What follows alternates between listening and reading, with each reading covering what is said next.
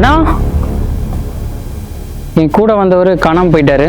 யாரும் தனியாக வர வேணாம். உண்மையாலுமே இங்கே வந்து ஆள் நடமாட்டமே இல்லாதனால பயமாக தான் இருக்கு. கீழே போயிடுவோம்.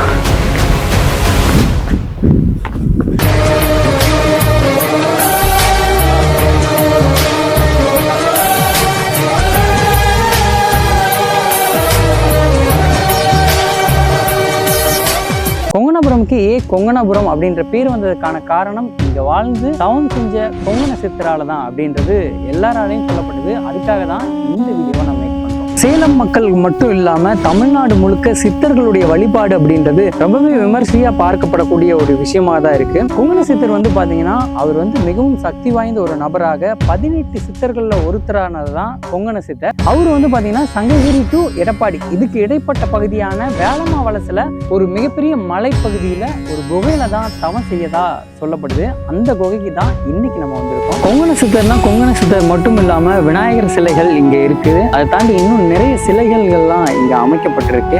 ஆள் நடமாட்டமே இல்லாத ஒரு பகுதியில தான் அவர் வந்து தவம் செஞ்சிருக்காரு.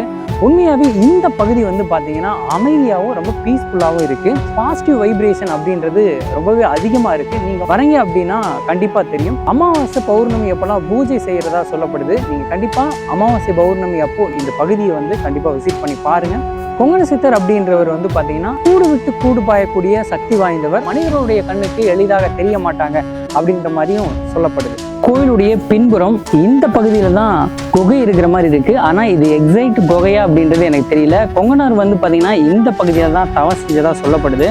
என் கூட ஒரு அண்ணா வந்திருந்தாரு. அவர் வந்திருந்தா கூட இதுதான் இந்த குகையா அப்படின்றத கேட்டிருந்தாங்கன்னா கொஞ்சம் உள்ள புகுந்து போற மாதிரி தான் இருக்கும் அப்படின்ற மாதிரி சொல்லியிருந்தாங்க. இதுதான் அந்த மாதிரி இருக்கு. ஆனா என் கூட வந்தவர் காணாம போயிட்டாரு.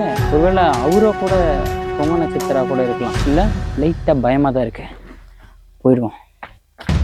நீங்க வந்து பைக்கை வந்து கீழே தான் பார்க் பண்ணி ஆகணும். மேல வந்து நீங்க நடந்து தான் போற மாதிரி இருக்கும். மோஸ்டா வந்து பாத்தீங்கன்னா நிறைய குரங்குகள் வந்து இங்க இருக்கு. உங்களுடைய திங்ஸ் எல்லாம் நீங்க வந்து சேஃப்டியா வச்சுக்கோங்க. இந்த எடப்பாடி மட்டும் இல்லாம இன்னொரு வட்டாரத்துல இருக்கக்கூடிய மாவட்டங்கள் இருக்கக்கூடிய அனைத்து மக்களும் இங்க வந்து வழிபடுறதா சொல்லப்படுது. கொங்கண சித்தருடைய தகவலை உங்ககிட்ட ஓரளவு கொண்டு வந்து சேர்த்திருக்கேன்னு நினைக்கிறேன். இதையும் தாண்டி கொங்கண சித்தர் பத்தி உங்களுக்கு தெரிஞ்ச கமெண்ட் பாக்ஸ் சொல்லுங்க. அடுத்த ஒரு டிசைன் நான் உங்களை மீட் பண்ண வரேன். அது ஒரு விடைபெறுவது விஜயமுத்து.